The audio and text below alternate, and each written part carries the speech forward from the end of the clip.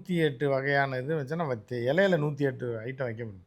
சும்மா அவங்க பொய் புரட்டு பித்தலாட்டம் தான். பூரா பிஜேபினாலே பொய்யும் புரட்டு பித்தலாட்டம். பாவப்பட்டவர் ஒன்றும் வேணாம்.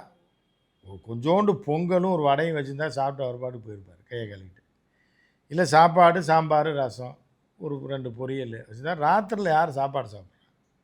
எடப்பாடியாரெலாம் சப்பாத்தியும் இதுவும் தான் சாப்பிட்றாரு, இல்லை நெய் ரோஸ்ட்டு தான் சாப்பிட்றாரு. அவருக்கு போய் இந்த மாதிரிலாம் பண்ணி விட்டுருக்காங்க.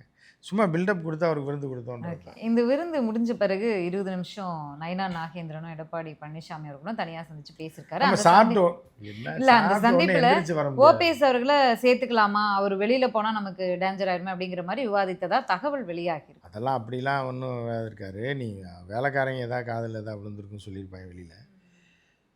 அதாவது சாப்பிட்ட உடனே டப்புன்னு எந்திரிச்சு வர முடியாது. ஒரு 10 நிமிஷம் உட்காந்து யாராவது இன்றைக்கி கிராமத்துலலாம் போனீங்கன்னா வந்தீங்கன்னா விருந்து சாப்பிட்டேன்னா வெத்தலை எடுத்து கொடுப்பாங்க, அதை கொடுப்பாங்க, ஏதாவது தேவையில்லாத ஒன்று பேசுவாங்க. பேசி சரி கிளம்பட்டா அப்படின்னு கிளம்புவாங்க. அப்படி தான் வழக்கம்.